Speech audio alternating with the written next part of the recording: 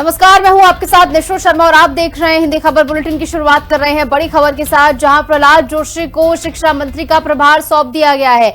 ऐसे में प्रहलाद जोशी ने पदभार संभाल लिया है और शिक्षा मंत्री का पदभार ग्रहण करते हुए उन्होंने अपनी जिम्मेदारियों को बेहतर ढंग से निभाने का वादा यहां पर किया है और इसी के साथ साथ प्रधानमंत्री नरेंद्र मोदी का आभार भी उनकी ओर से व्यक्त किया गया कि इस जिम्मेदारी के लिए उन्हें चुना गया है। ऐसे में शिक्षा व्यवस्था में कई बड़े सुधार और पेपर लीक पर लगाम कसने के मद्देनजर प्रहलाद जोशी को यहां पर ये जिम्मेदारी सौंपी गई है। ऐसे में बड़ा सवाल ये है कि क्या अब एजुकेशन सिस्टम बदलता हुआ नजर आएगा, क्योंकि प्रहलाद जोशी को कमान तो सौंप दी गई है, लेकिन क्या कुछ बड़े बदलाव आने वाले समय में दिखते हुए धरातल पर नजर आएंगे, इस पर सभी की नजरें यहां पर टिकी हुई हैं।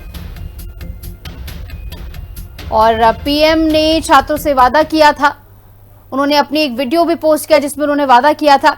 ऐसे में चलिए खबरों में आगे बढ़ जाएंगे। शिक्षा मंत्री बनाए गए हैं प्रहलाद जोशी। इस बीच उनका एक बयान भी सामने आया है, मैं जिम्मेदारी को अच्छे से निभाऊंगा कहा गया और इसी के साथ पीएम मोदी की उम्मीदों पर खरा उतरूंगा, प्रहलाद जोशी ने कहा है। पीएम मोदी का धन्यवाद करता हूं, ये उनकी ओर से कहा गया।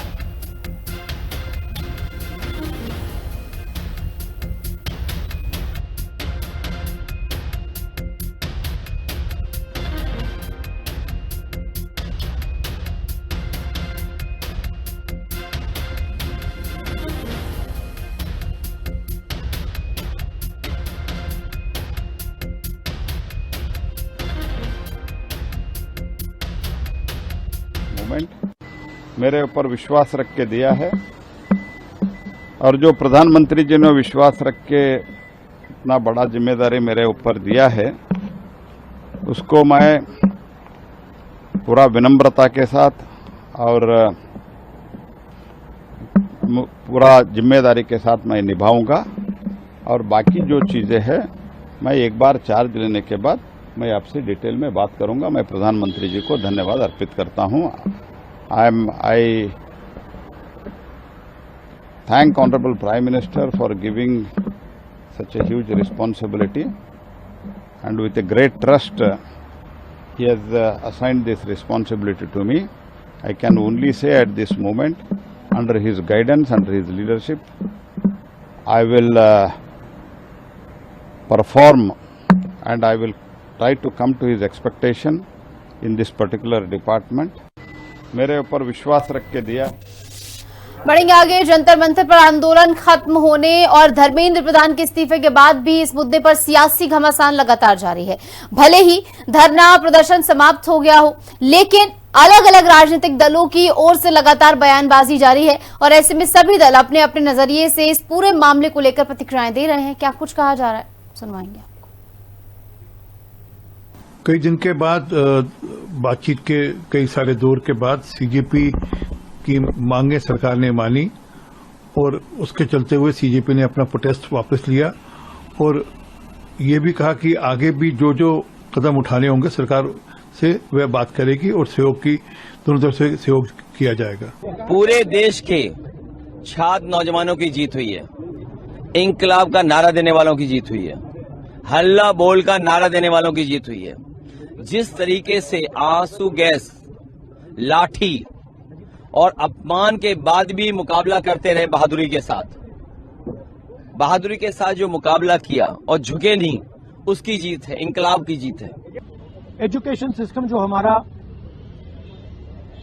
हमारी शान हुआ करती थी, पूरी दुनिया में एक्नॉलेज था कि हिंदुस्तान का एजुकेशन सिस्टम बहुत बढ़िया है, उस पर सालों से आक्रमण हो रहा है, उसको कैप्चर किया जा रहा है, उसको प्राइवेटाइज किया जा रहा है। और चलिए इस बीच हमारे साथ हमारे संवाददाता केशव मोहन मिश्रा जुड़ गए दिल्ली से।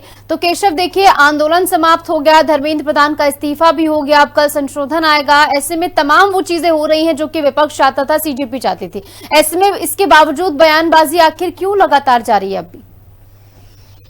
देखिए बिल्कुल जिस तरीके से इस पूरे प्रकरण में सीजेपी को बड़ी कामयाबी मिली जब धर्मेंद्र प्रधान ने अपना इस्तीफा दिया और हमने कल देखा कि जेपी नड्डा ने कहा कि वो सारी मांगे मानते हैं और छात्र दिल्ली का जंतर मंतर छोड़कर अपने घर वापस चले गए। और इस पूरे प्रकरण में कहीं ना कहीं विपक्ष और इस वक्त जो तमाम सीजेपी प्रोटेस्टर्स हैं उनको सरकार को आड़े हाथ लेने का मौका जरूर मिला। विपक्ष लगातार इस पूरे मसले पर सरकार को घेर रहा है, जहां एक तरफ राहुल गांधी ने ये सवाल भी खड़े किए हैं कि आखिरकार जिन छात्रों पर लाठीचार्ज हुआ उसकी जिम्मेदारी कौन लेगा, और इसके लिए स्वयं अमित शाह जिम्मेदार हैं। और यही बड़ी बात है कि अब इस पूरे प्रकरण को लेकर लगातार राजनीति हो रही है और तमाम राजनीतिक दल इस पर अपनी प्रतिक्रिया दे रहे हैं। बिल्कुल केशव, और इसी के साथ अब उम्मीदें क्या हैं इस पर भी बात करना जरूरी है, क्योंकि संशोधन 10 गुना जो है इसमें सजा बढ़ा दी गई है, जुर्माना बढ़ा दिया गया है। ऐसे में क्या बदलाव होते हुए नजर आएंगे और क्या सदन की कार्रवाई सुचारू रूप से चल पाएगी? देखिए निश्चित तौर पर अगर हम जिक्र करें तो सबसे बड़ा मुद्दा यही था कि धर्मेंद्र प्रधान का इस्तीफा हो। अब सबकी निगाहें सोमवार को जब सदन की कार्रवाई चलेगी उस पर हैं कि क्या विपक्ष शांतिपूर्ण तरीके से सदन की कार्रवाई में कोई बाधा उत्पन्न करता नहीं नजर आएगा, या और अन्य मुद्दे हैं जिन पर अभी भी राहुल गांधी और पूरा विपक्ष सवाल खड़ा कर रहा है, क्या वो कल सदन के पटल पर एक हंगामे का विषय बन सकते हैं। इस पर भी सबकी निगाहें बनी है, लेकिन ये स्पष्ट कहा है स्वयं जहां तमाम केंद्रीय मंत्रियों स्वयं बीजेपी हो, उन्होंने कहा है कि हमने छात्रों की मांगे मानी है और विपक्ष अब भी इस पर राजनीति कर रहा है। बहरहाल अब देखना ये बेहद दिलचस्प होगा कि अब आगे क्या सदन के पटल पर स्थिति रहेगी और कल जब सदन की कार्रवाई शुरू होगी, क्योंकि तमाम ऐसे बिल हैं जिन पर सरकार चाह रही है जिनका इंप्लीमेंट हो सके, चर्चा हो सके। पूरा एक सप्ताह जो है वो हंगामे के भेंट चढ़ा है। सड़क से लेकर सदन तक हमने प्रदर्शन की तस्वीरें ही देखी हैं, जहां नेता विपक्ष सड़कों पर नजर आए, अखिलेश यादव सड़कों पर नजर आए। उसके बावजूद तस्वीरें हमने देखी कि धर्मेंद्र प्रधान ने अपना इस्तीफा दिया और सीधे जो है सीजेपी के तमाम प्रोटेस्टर्स भी दिल्ली के सड़कों पर दिखे और पूरा शीतकालीन सत्र का पहला सप्ताह जो है वो हंगामे की भेंट चढ़ता हुआ नजर आया। बिल्कुल केशव, अब देखना